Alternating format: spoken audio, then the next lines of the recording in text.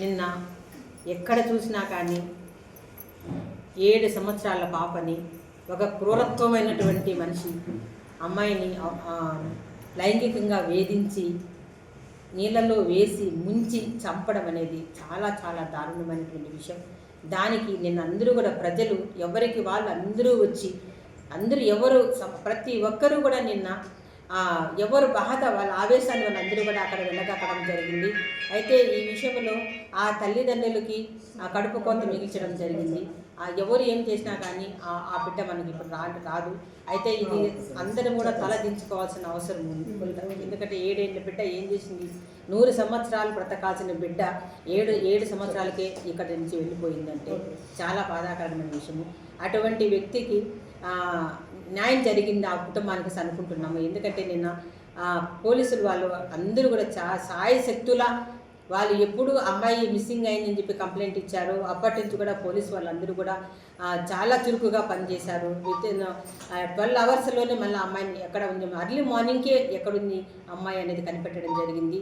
తర్వాత ఈరోజు నిన్న కూడా అందరికీ కూడా ఎలాంటి ఇబ్బందులు జరగకుండా కూడా అందరికీ కూడా ప్రొటెక్షన్ చేయడం జరిగింది. తర్వాత ఈరోజు అతను చనిపోయినాడు అని చెప్పిన ఇన్ఫర్మేషన్ కూడా, అతను సూసైడ్ చేసుకున్నాడు అని చెప్పేసి ఇన్ఫర్మేషన్ కూడా పోలీసు వాళ్ళు అందరికీ ప్రజలకు వెంటనే తెలియజేశారు. అంటే పోలీసు వాళ్ళు చాలా చురుగ్గా పనిచేయడం వల్ల ఈ సమస్యని మనము వెంటనే పరిష్కరించడం జరిగింది.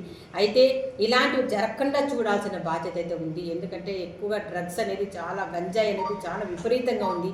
దీనిపైన ప్రత్యేకంగా ప్రభుత్వం పనిచేయాల్సిన అవసరం ఉంది. రాబోయే రోజుల్లో యువత అనేది దీనిపైన ఎక్కువ వెళ్ళడం వల్ల ఇంకా ఏమేమి జరుగుతాయో అనేది భయమేస్తుంది. ప్రతి ఆడబిడ్డలకు అన్నటువంటి ప్రతి తల్లిదండ్రులు భయపడాల్సిన పరిస్థితికి వస్తూ ఉంది. కాబట్టి దయచేసి ప్రభుత్వం దీనిపైన ప్రత్యేకమైన శ్రద్ధ చూపండి, ప్రత్యేకమైన కమిటీలు ఏర్పాటు చేయండి, అవేర్నెస్ క్యాంప్స్ పెట్టండి. స్కూల్స్ దగ్గర ఎక్కడ కానీ చిన్న చిన్న కొట్టులు, చిన్న చిన్న అంగళ్ళు లేకుండా చేయండి. ఎక్కడెక్కడ గంజాయి ప్యాకెట్స్ ఇట్లాంటివి ఉంటాయి కాబట్టి అప్పుడప్పుడు ఎంక్వైరీ చేయండి. స్కూల్స్ వదిలేటప్పుడు వెళ్ళేటప్పుడు పిల్లల్ని చెక్ చేయండి, ఏముంది ఆ పిల్లల బ్యాగుల్లో అనేది. ఇవన్నీ కూడా చేయాల్సిన అవసరం ఉంది. లేకపోతే ఇంకా ఎక్కువ స్థాయిలో ఇది ఎక్కువ అవుతుంది. కాబట్టి మన అందరము కలిసి అమ్మాయిలను రక్షించుకోవాల్సిన అవసరం ఉంది. కాబట్టి ఈ గంజాయి నుంచి, మత్తు పదార్థాల నుంచి మనం అందరము కూడా అవేర్నెస్ చేయాలి. ఇందులో మీడియా ప్రముఖమైన పాత్ర పోషించాల్సిన అవసరం ఉంటుంది.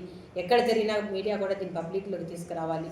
కాబట్టి ఆ విధంగా తీసుకొస్తే మనం అందరం కూడా మన రాష్ట్రమే కాదు, మన జాతీయ స్థాయిలో, ప్రపంచ స్థాయిలో అమ్మాయిలను కాపాడుకొని భవిష్యత్తుకు వాళ్ళు కన్న కళలను నిజం చేసుకునే అవకాశం ఉంటుంది. మరి ముఖ్యంగా పోలీసు వ్యవస్థకి, అక్కడ ఉన్నటువంటి ప్రతి ఒక్కరికి కూడా మేము మా స్వచ్ఛంద సంస్థల తరపున కృతజ్ఞతలు తెలియజేస్తున్నాము. అమ్మాయి కుటుంబానికి న్యాయం చేసినందుకు కృతజ్ఞతలు తెలియజేస్తున్నాము. Thank you.